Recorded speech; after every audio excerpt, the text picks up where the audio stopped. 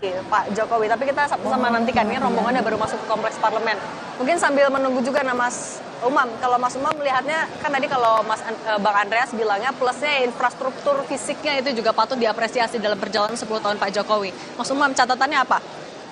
Ya, yang disampaikan Bang Andreas saya pikir tadi sangat relevan ya, karena bagaimanapun juga salah satu capaian yang patut diapresiasi oleh pemerintahan saat ini, salah satunya adalah bagaimana kinerja pembangunan infrastruktur yang diyakini bisa menghadirkan trickle down effect dalam konteks pembangunan dan juga transformasi ekonomi ke depan.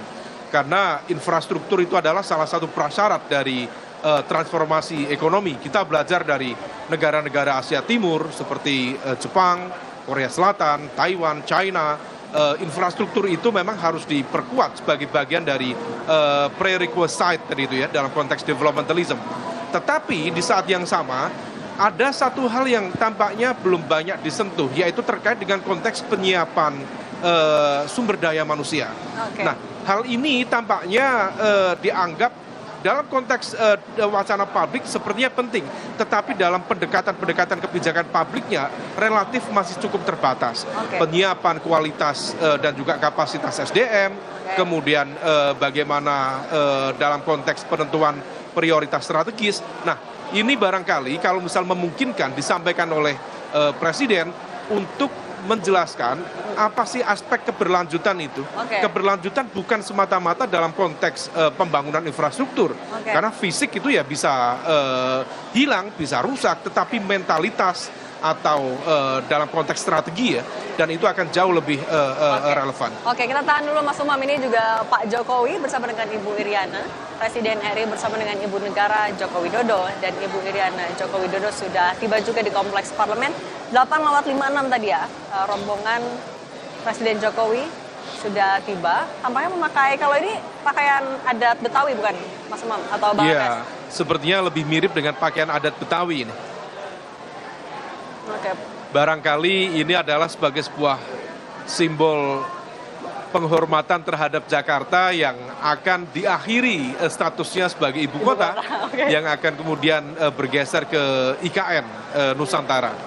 Oke, Presiden Joko Widodo dan Ibu Iriana Joko Widodo bersama Wakil Presiden RI Maruf Amin bersama Ibu Muri Maruf Amin tiba di Kompleks Parlemen Jakarta, berfoto bersama terlebih dahulu bersama dengan pimpinan MPR, DPD, dan juga DPR RI.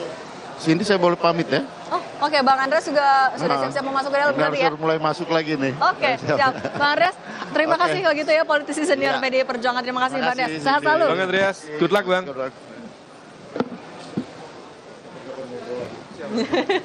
Oke. Ya, ini juga berarti jadi momen foto bareng di sidang tahunan MPR ya di periode terakhir ini ya, Iya, Mas Umam. iya. Ini tampaknya foto bersama dengan para pimpinan lembaga negara, dan ini menjadi simbol dari representasi kekuasaan eksekutif, legislatif, dan juga yudikatif. Oke, artinya ini dengan sudah hadirnya Presiden dan Wapres, ya semakin dekat waktu akan dimulainya sidang tahunan MPR RI. Tadi kita lanjutkan lagi, nah kalau itu kan apa yang jadi plus minusnya selama pemerintahan Pak Jokowi dan Pak Maruf Amin di setahun terakhir lah setidaknya. Mas Umam, di masa transisi pemerintahan antara Joko Widodo, Maruf Amin kepada Prabowo Subianto dan Gibran Raka Buming Raka, apa yang harus diperhatikan betul agar transisi itu berjalan mulus? Jangan sampai kan yang sering disampaikan Pak Jokowi jangan sampai malah mundur. Nah, apa yang harus dilakukan? Ya, tentu spektrum penjelasannya sangat luas ya. Tetapi dalam konteks transisi kekuasaan, yang paling fundamental adalah stabilitas politik dan pemerintahan itu sendiri. Nah, di dalam konteks ini tentu kemampuan kepemimpinan dari Pak Prabowo sebagai presiden terpilih tentu diharapkan bisa mengelola dengan baik, memanage dengan baik, sehingga tidak banyak riak-riak dan juga faksionalisme yang terjadi. Nah, tapi di saat yang sama, kita kalau mencermati perkembangan politik belakangan ini, kekuatan-kekuatan yang seharusnya menjalankan fungsi sebagai oposisi, terutama dari mereka partai-partai yang kalah dalam pertarungan di Pilpres lalu, seharusnya menjalankan fungsi sebagai penyeimbang dan juga pengawas. Tetapi justru sebaliknya, per hari ini justru semakin merapat, mendekat dengan kekuasaan. Nah, akhirnya apa? Yang terjadi adalah terciptanya majority presidentialism. Karena praktis dari 8 partai politik di Senayan, 7 partai semuanya sudah bergabung dan hanya menyisakan satu partai yaitu PDIP yang tampaknya akan konsisten di dalam fungsi sebagai oposisi dan di luar pemerintahan.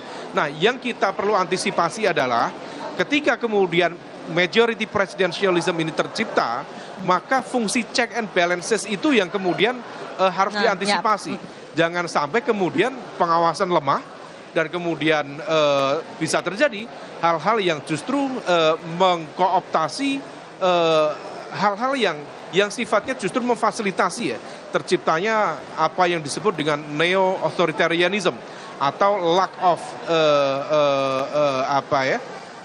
check and balances itu sendiri. Nah, kita bersama terutama dari semua jaringan masyarakat sipil termasuk juga partai-partai politik barangkali bisa tetap menjalankan fungsinya secara optimal, bagian dari pemerintahan, tetapi di saat yang sama juga fungsi pengawasan tentu juga harus diperhatikan. Dan pemerintah membutuhkan itu supaya menyehatkan kualitas pemerintahan, mengefektifkan kerja-kerja pemerintahan, sehingga setiap kebijakan betul-betul kemudian bisa berjalan secara optimal dan public delivery service-nya, layanan publiknya bisa kemudian langsung berdampak pada rakyat di akar rumput. Oke. Kemudian juga ya tadi kan Mas Umam sempat menyinggung soal 7 partai politik sudah bergabung dalam satu koalisi. Yang juga disoroti kan adalah sehat nggak nih demokrasinya untuk ke depan. Nah, gimana Mas Umam untuk juga mungkin publik kan juga bertanya-tanya bagaimana nasib demokrasi di tengah koalisi yang begitu raksasa, apalagi kita mau menghadapi pilkada. Gimana Mas Umam? Ya, memang observasi banyak peneliti terhadap kualitas demokrasi di Indonesia sedang mengalami situasi yang tidak mudah. Download Tribun X sekarang, menghadirkan lokal menjadi Indonesia.